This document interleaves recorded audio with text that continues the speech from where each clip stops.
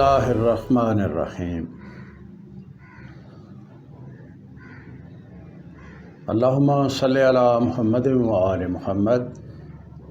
رب اشرح لی صدری ویسر لی امری واحلل عقدۃ من لسانی یفقہوا قولی۔ السلام علیکم ورحمۃ اللہ وبرکاتہ۔ ناظرین،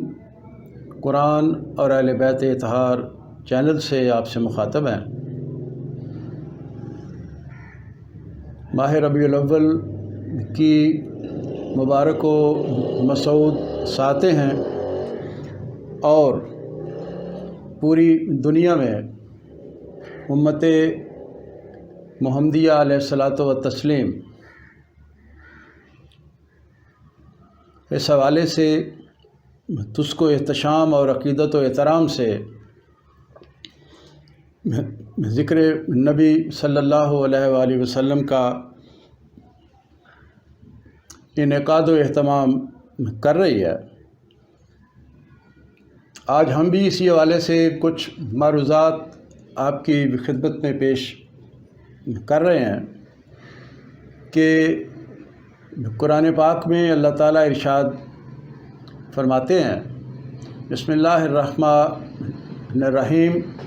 لقد کان لکم فی رسول اللہ اسوۃ حسنہ، کہ اے بنی نوع انسان بالعموم اور امت محمدیہ علیہ الصلاۃ والتسلیم بالخصوص تمہارے لیے رسول اللہ صلی اللہ علیہ وآلہ وسلم کی حیات طیبہ میں، زندگی مبارک میں بہترین نمونہ ہے، اسوہ حسنہ ہے، اسوہ طیبہ ہے کہ اگر آپ نے زندگی گزارنی ہے تو میرے نبی صلی اللہ علیہ وآلہ وسلم کی حیات طیبہ کو سامنے رکھ کر اور ان کی سیرت مطہرہ کو دیکھ کر اپنی زندگی کو آگے لے کے جائیں۔ لیکن ہم دیکھتے ہیں کہ سیرت کے جلسے ہوں، میلاد کی محافل ہوں، نعت خوانی کی بڑی بڑی محفلیں ہوں، یا سیرت کے موضوع پہ کسی مجلس میں خطیب نبی صلی اللہ علیہ وآلہ وسلم کا ذکر جمیل کر رہا ہو، عام طور پہ ہم نے یہ دیکھا ہے کہ نبی پاک صلی اللہ علیہ وآلہ وسلم کے عشق کے واقعات اور ان کے جسم مطہر اور ان کی بصورت اقدس پر ہی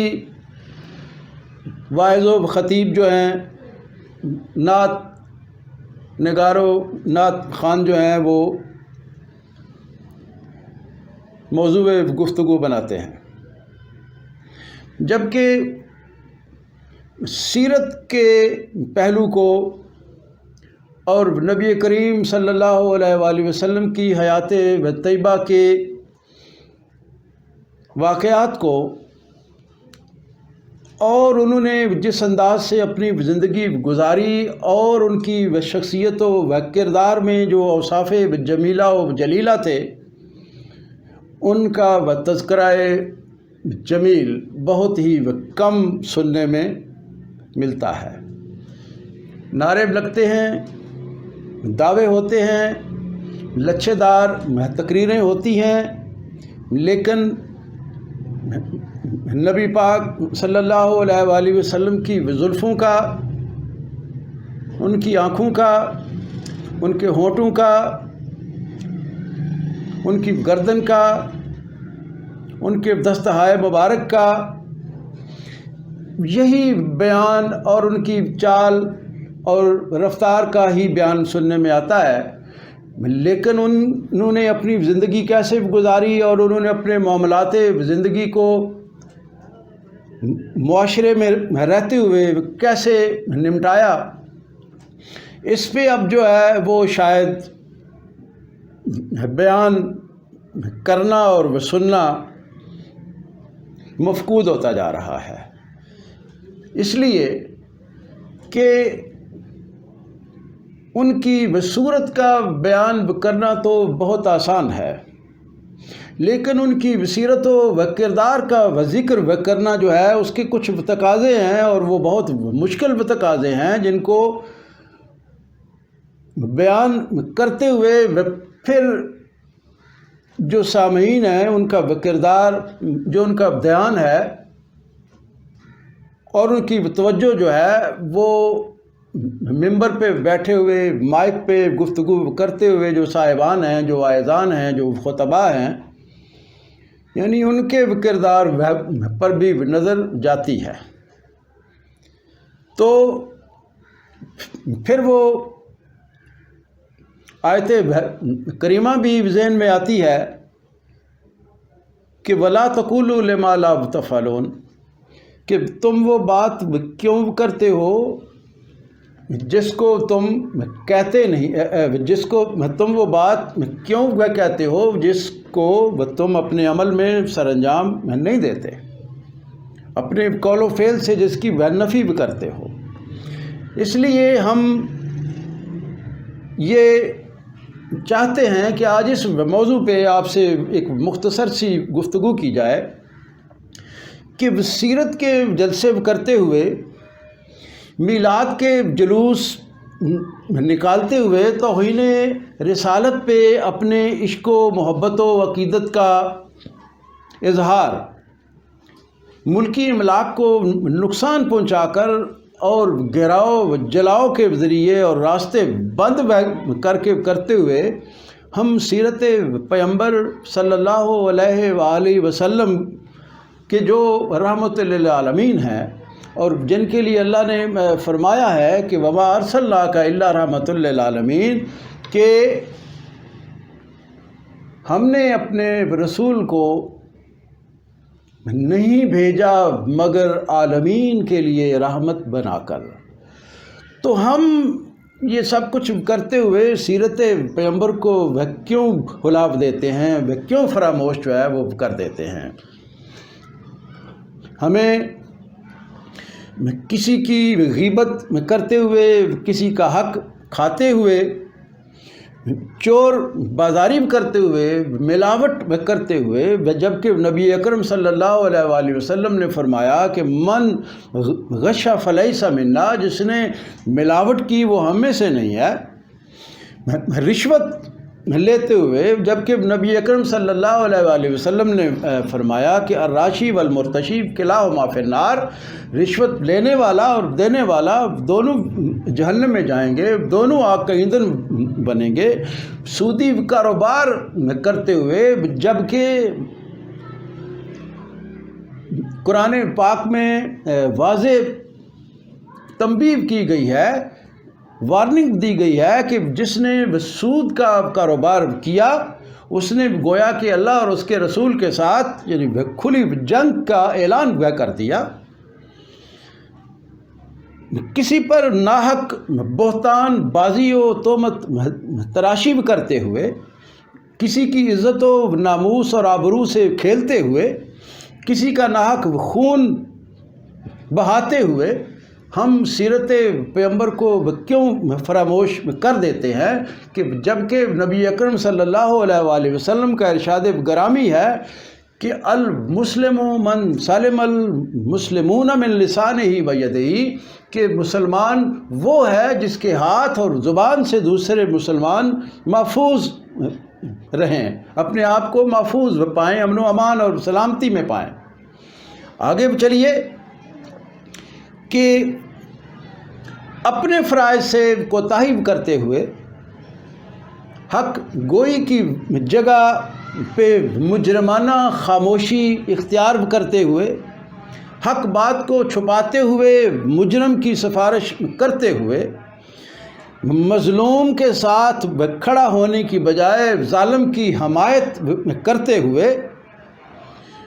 برائی کی حمایت کرتے ہوئے اور حقدار کی حمایت سے چشم پوشی کرتے ہوئے آپ کو سیرت پیغمبر صلی اللہ علیہ وآلہ وسلم کیوں بھول جاتی ہے؟ اور وہ صرف اپنے مفادات اور وقتی مصلحتوں کو ترجیح دیتے ہوئے ذات، برادری، قبیلہ و مسلک و مذہب کو ہی فوقیت دیتے ہوئے کیوں توہین و رسالت و خدا کے احکامات سے بغاوت محسوس نہیں ہوتی؟ ایسا رویہ اختیار کرتے ہوئے کیوں آپ کو شرمندگی و ندامت اور افسوس محسوس نہیں ہوتا؟ کیا آپ کو اسلامی تعلیمات یاد نہیں رہی؟ کیا آپ کو رسول اللہ صلی اللہ علیہ وآلہ وسلم کی سیرت طیبہ فراموش آپ نے کر دی ہے؟ کیا نبی اکرم صلی اللہ علیہ وآلہ وسلم کے واضح احکامات آپ نے بھلا دیے ہیں؟ یہ سب باتیں آپ کو جب آپ میلاد کے جلوس نکالتے ہیں، میلاد کی محافل جو ہیں منعقد کرتے ہیں، جب عشق رسول کے دعوے کرتے ہیں، جب تحریک لبیک یا رسول اللہ چلاتے ہوئے آپ لبیک یا رسول اللہ کے بلند بانگ نعرے لگاتے ہیں، تو اس وقت یہ آپ کو یہ باتیں نبی اکرم صلی اللہ علیہ وآلہ وسلم کی سیرت مطہرہ کیوں یاد نہیں رہتی کہ نبی صلی اللہ علیہ وآلہ وسلم نے اپنی زندگی اس معاشرے میں کیسے گزاری، اور اللہ نے یعنی کیوں ان کی حیات طیبہ کو ہمارے لیے بہترین نمونہ عمل، بہترین نمونہ حیات جو ہے وہ قرار دیا ہے۔ کیا رنگ برنگے لباس اور ٹوپیاں اور پگڑیاں پہن کر، عقیدت سے جھوم کر نعتیں پڑھنا اور مولوی کی لچھے دار تقریروں پہ فلک و شگاف نعرے لگانا اور نیاز و لنگر و سبیل کا نام ہی اسلام اور عشق خدا و رسول ہے، یا عشق و خدا و رسول کے، عشق خدا و رسول کے کچھ اور بھی تقاضے ہیں اور دین سے محبت کے کچھ اور بھی مطالبے ہیں؟ یہ معاشرتی انتشار، یہ اخلاقی زوال پذیری اور دینی ذوف اور گندگی کا باعث کیا ہم عاشقان رسالت ہی ہیں، یا کہ یہ بھی ہمارے خلاف یہود و نصارہ کی کوئی سازش ہے؟ اخلاقی اقدار و اصول پسندی کا جو جنازہ آج بیچ بازار کے پڑا ہوا ہے، کیا یہ بھی ہنود و یہود کی ہمارے خلاف سازشوں کا شاخسانہ ہے؟ یا کہ اس گھر کے چراغ ہی سے آگ لگ گئی ہے اور اس آگ نے اس گھر کے کو راکھ کے ڈھیر میں تبدیل کر دیا ہے؟ جیسے کہ اقبال نے کہا تھا کہ بجھی عشق کی آگ اندھیر ہے، مسلمان نہیں راکھ کا ڈھیر ہے۔ تو یہ چیزیں ہمارے سوچنے اور سمجھنے کی ہیں، اور یہ ہمارے لیے لمحہ فکریہ ہے کہ ہم کس طرف جا رہے ہیں، اور ہمارے اہداف جو ہیں اور ہماری ترجیحات جو زندگی گزارنے کی ہیں وہ کیا ہیں؟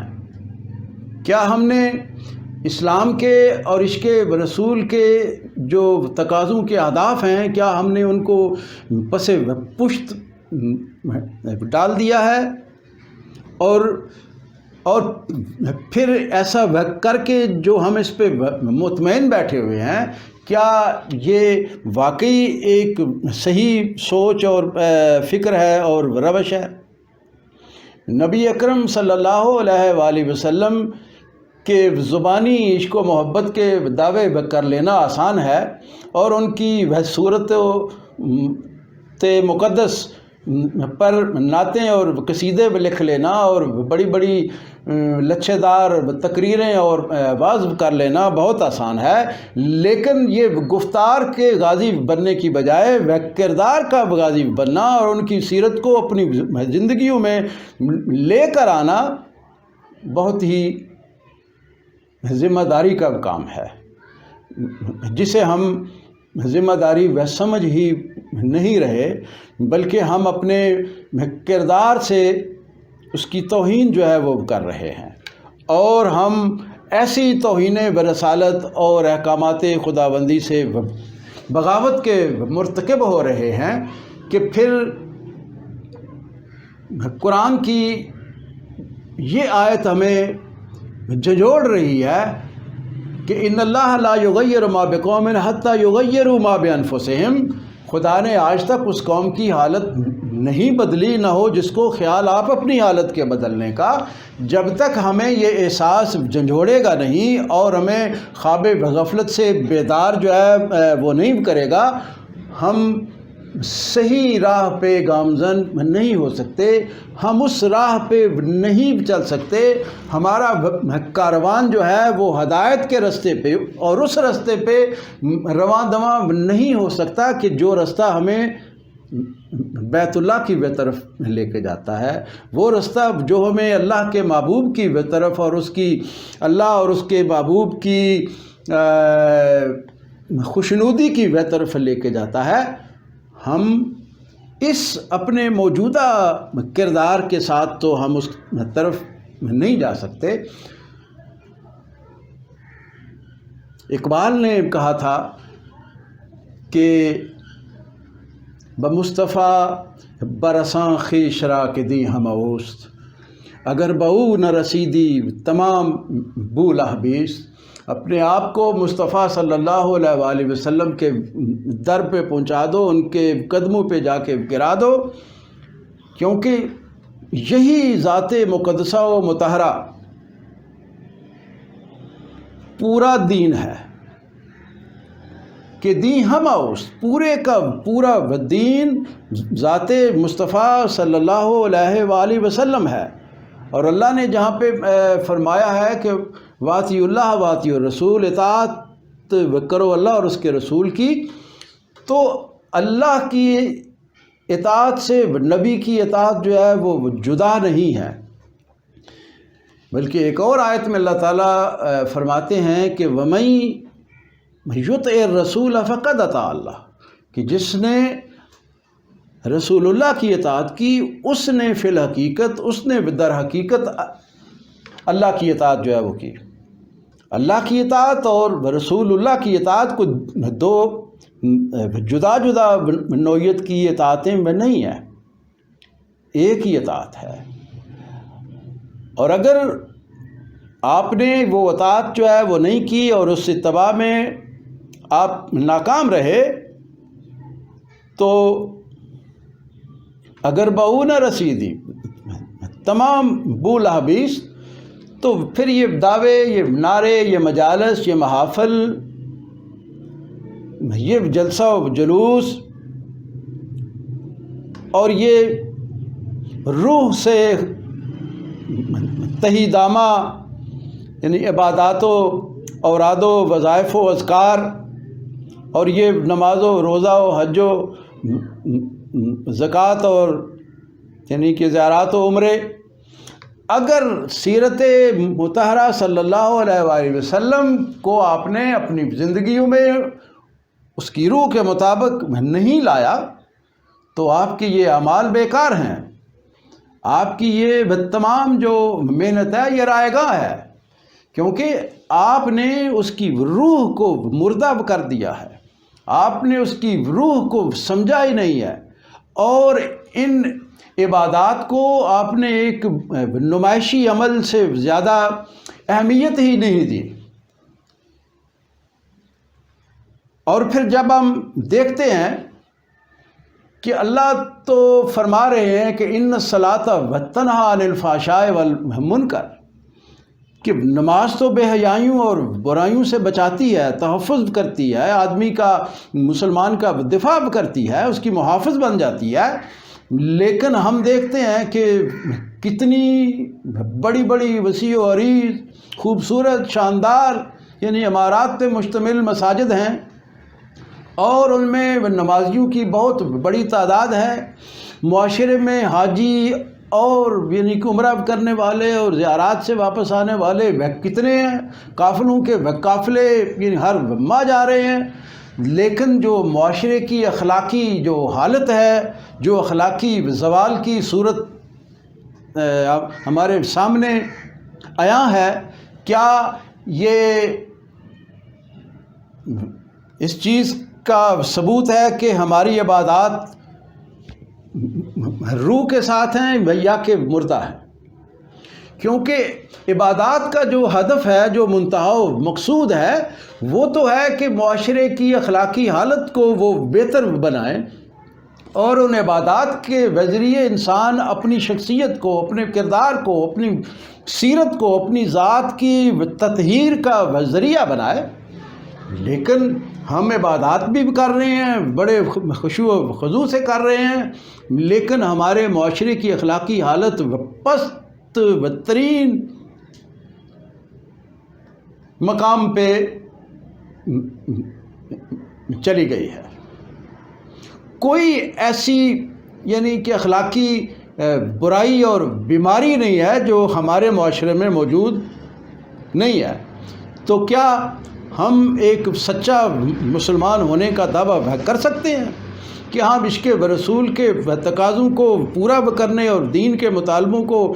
تسلیم کرنے کا ہم دعویٰ کر سکتے ہیں؟ بالکل بھی نہیں کر سکتے۔ اقبال نے کہا تھا، ہمارے اسی انفرادی اور اجتماعی کردار پہ تبصرہ کرتے ہوئے کہ وضع میں تم ہو نصارہ تو تمدن میں حنود، تم مسلمان ہو جنہیں دیکھ کے شرم آئے یہود۔ یوں تو سید بھی ہو،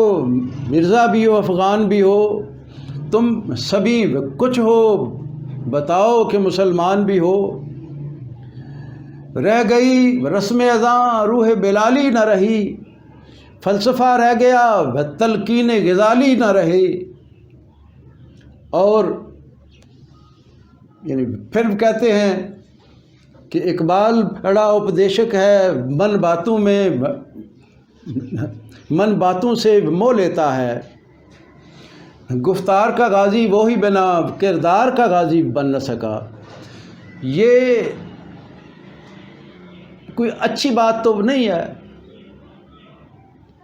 فرقہ بندی ہے کہیں اور کہیں ذاتیں ہیں، کیا زمانے میں پنپنے کی یہی باتیں ہیں؟ اور اقبال نے ہی کہا تھا کہ کسے خبر تھی کہ لے کر چراغ مصطفی، جہاں میں آگ لگاتی پھرے گی بولہبی۔ تحریک لبیک یا رسول اللہ یعنی کتابے اور نعرے اور جو کردار ہے وہ کیا ہے؟ عشق رسول کے نام پہ لوگوں کی قیمتی املاک کو جلانا اور راستے بند کرنا، مخلوق خدا کے لیے تکلیف کا باعث بننا، سرکاری اہلکاروں کو اپنے فرائض منصبی سرانجام دیتے ہوئے خون میں نہلا دینا، کیا یہی اسلام ہے؟ کیا یہی دین مصطفیٰ صلی اللہ علیہ وآلہ وسلم ہے؟ کیا شریعت پہ عمل پیرا ہونے کے یہی تقاضے ہیں؟ تاجدار ختم نبوت زندہ باد، تاجدار ختم نبوت زندہ باد کے نعرے لگانا اور لوگوں کو نقصان پہنچانا، کلمہ گوؤں کو تحقیق کرنا۔ اسی لیے اقبال نے کہا تھا کہ کسے خبر تھی کہ لے کر چراغ مصطفی، جہاں میں آگ لگاتی پھرے گی بولہبی، یہ چراغ مصطفی کو کا نام لے کے آپ تو بشرار ربو واللہ بھی معاشرے میں پھیلا رہے ہیں، آپ تو معاشرے کی امن و امان کو برباد کر رہے ہیں، تباہ کر رہے ہیں۔ یہ اسلام کے تقاضے نہیں ہیں، یہ عشق مصطفیٰ کے تقاضے نہیں ہیں، یہ سیرت مصطفیٰ صلی اللہ علیہ وآلہ وسلم کی روح کے بالکل متصادم ہے، مخالف ہے۔ ہمیں ایسی باتیں کرتے ہوئے اور ایسے دعوے اور نعرے لگاتے ہوئے شرم آنی چاہیے، اور اپنے کردار کو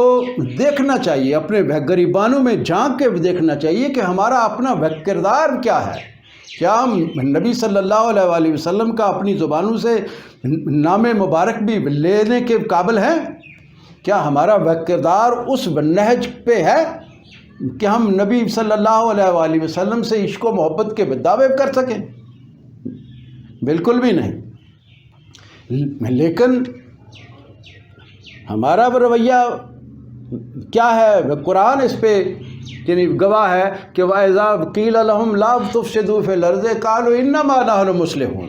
جب ان سے کہا جاتا ہے کہ زمین پر فساد مت برپا کرو، بشار انگیزی مت پھیلاؤ، تو کہتے ہیں نہیں، ہم تو اصلاح کر رہے ہیں۔ اصلاح کے نام پہ لوگوں کی گردنیں کاٹنا، اصلاح کے نام پہ بربادی اور تباہی پھیلانا، یہ بولہبی ہے، یہ بشرار بولہبی ہے، چراغ مصطفی نہیں ہے۔ اس لیے اپنے کردار کو مضبوط بنائیں، اپنی ذات پہ توجہ دیں، اپنی ذات کی اصلاح کے راستے پر آئیں، سیرت مصطفیٰ صلی اللہ علیہ وآلہ وسلم کو اور ان کے اہل بیت اطہار کی سیرتوں کو اپنی زندگیوں میں لے کے آئیں، تب یہ معاشرہ نورانی ہوگا، اس معاشرے میں اجالے پھیلیں گے۔ وگرنہ اگر ہم نے ابھی بھی اپنے کردار پہ توجہ نہ دی اور اپنی برائیوں کو برائیاں نہ سمجھا، تو ہمارا جو انجام ہے وہ ذلت و رسوائی کے سوا کچھ نہیں ہے۔ کیونکہ اللہ نے ارشاد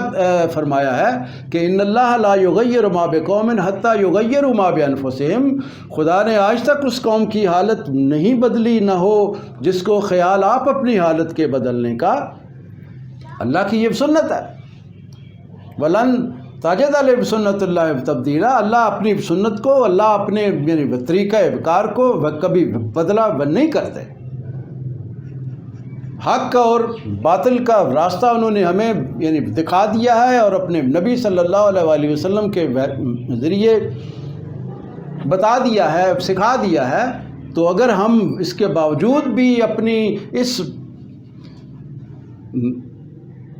بری روش پہ جمے رہے، ڈٹے رہے اور ڈھیٹ پن کا مظاہرہ کرتے رہے، اور اس کے باوجود اپنے اس کردار کی پستی کے باوجود اگر خود کو اس شاکے برسالت گردانتے رہے، تو ہم سے کہ بڑا فریب خوردہ کوئی نہیں ہے۔ لیکن اللہ کا بھی ایک وعدہ ہے کہ یریدون لیطفئوا نور اللہ بافواہہم واللہ متم نورہ ولو کرہ الکافرون، کہ یہ انکار کرنے والے لوگ پھونکوں سے حق کے چراغ حق کو بجھانا چاہتے ہیں اپنی پھونکوں سے، یعنی اپنی باتوں سے، اپنے قول و فعل سے۔ تو ان کو یہ چیلنج ہے اللہ کا کہ واللہ متم نورہ، اللہ کا یہ جو نور ہے، اللہ اس نور کو اس کائنات میں پھیلا کے رہے گا۔ ولو کرہ الکافرون، اگرچہ انکار کرنے والوں کو یہ بات کتنی ہی ناگوار کیوں نہ گزرے، تو اس چیز کو سمجھیں کہ اپنے کردار کو بہتر بنائیں، سیرت مصطفیٰ صلی اللہ علیہ وآلہ وسلم کے اجالے اپنی زندگیوں میں پھیلائیں، اور اس کے لیے پوری کوشش و توانائی کے ساتھ اس میں کہ جت جائیں، مصروف عمل ہو جائیں، تاکہ ہم اللہ کے چراغ کو بجھانے والوں میں سے نہ ہوں، بلکہ ہمارا شمار جو ہے وہ اس یعنی شمع رسالت و نبوت کے پروانوں میں سے ہوں۔ وآخر دعوانا ان الحمد للہ رب العالمین۔